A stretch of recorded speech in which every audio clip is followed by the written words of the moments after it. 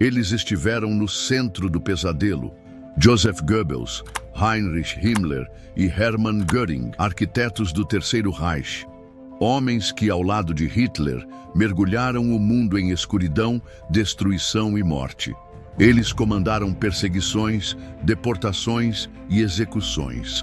Suas palavras se tornaram ordens, e suas ordens se tornaram fumaça saindo das chaminés dos campos de concentração. Quando a guerra terminou, foram julgados, odiados e temidos. Mas com o fim do regime, surgiu uma nova pergunta, mais íntima, mais silenciosa. E os filhos deles? O que aconteceu com os herdeiros desses monstros da história? Carregaram culpa? Pagaram o preço? Ou conseguiram fugir da sombra? E se você acha que essa história ficou apenas na Europa, é bom continuar assistindo, porque o Brasil está diretamente ligado ao destino de um desses nomes.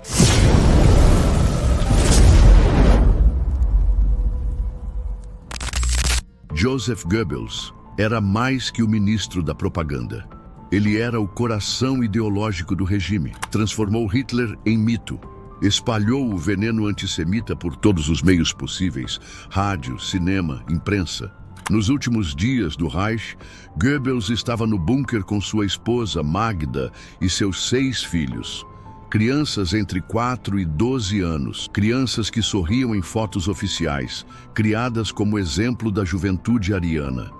Mas na mente dos pais, não havia futuro fora do nazismo. E ali, entre os escombros de Berlim, tomaram a decisão mais brutal. Os filhos não deveriam sobreviver. Drogadas, envenenadas, essas 6 crianças morreram sem saber ao certo o que estavam enfrentando. E Goebbels, junto de Magda, tirou a própria vida logo depois. É doloroso pensar que essas crianças nunca tiveram a chance de decidir quem seriam. Elas simplesmente nasceram no lugar errado, na hora errada e sob o sobrenome errado. Heinrich Himmler também estava entre os pilares do regime. Chefe da SS, criador dos campos de concentração, arquiteto do Holocausto. Mas ele também era pai. Sua filha, Gudrun Himmler, cresceu dentro da cúpula do poder nazista. Visitava campos, participava de eventos oficiais, sorria ao lado dos generais. Quando a guerra acabou, Himmler foi capturado e se matou antes de ser julgado. Gudrun passou a vida tentando preservar a imagem do pai. Ela se recusou a aceitar os crimes, negou o Holocausto, participou de encontros neonazistas e ajudou ex-membros da SS. Até sua morte em 2018, se manteve fiel à memória de Himmler. Chamava o pai de um bom homem. Nunca pediu desculpas, nunca se afastou da ideologia. Enquanto os filhos de Goebbels não puderam crescer, Gudrun fez uma escolha consciente. Seguiu o mesmo caminho do pai. Hermann Göring, por outro lado, era o rosto da opulência nazista. Comandante da Luftwaffe, viciado em poder, acumulador de arte roubada.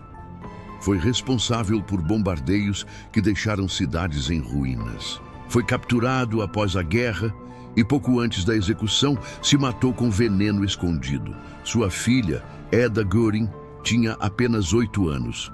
Durante o regime, era vista como uma espécie de princesa ariana. Mas a guerra tirou tudo. A glória virou vergonha. A fama virou isolamento.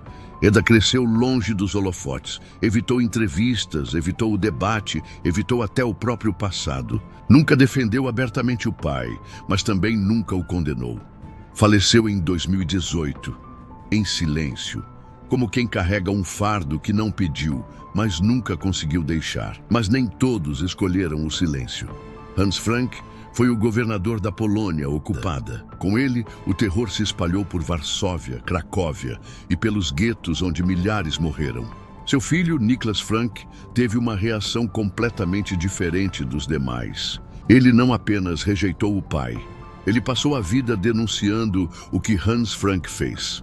Escreveu livros, deu entrevistas, enfrentou o próprio nome e não poupou palavras. Disse que sentia nojo, vergonha e raiva. Niklas declarou: "Sou filho de um assassino e quero que o mundo saiba disso."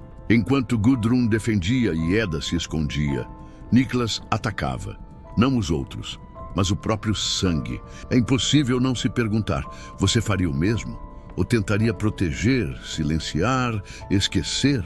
E é aqui que a história cruza o oceano e chega até o Brasil. Józef Mengele foi o médico de Auschwitz. Conhecido como o Anjo da Morte, fez experiências horríveis em crianças, especialmente gêmeos. Cortava, injetava, testava, tudo sem anestesia, como se fossem cobaias descartáveis. Quando o Reich caiu, Mengele fugiu. Passou pelo Paraguai, pela Argentina e acabou aqui, no Brasil. Durante décadas, viveu sob nomes falsos em cidades como São Paulo, Serra Negra e Embu. Morreu em 1979, afogado em uma praia de Bertioga. Seu túmulo foi descoberto anos depois. Seu filho, Rolf Mengele, um advogado, viajou até o Brasil para encontrá-lo. E o que viu o chocou. Józef Mengele nunca demonstrou arrependimento, nenhuma lágrima, nenhum remorso. Falava de Auschwitz com frieza, como se tivesse cumprido apenas um dever.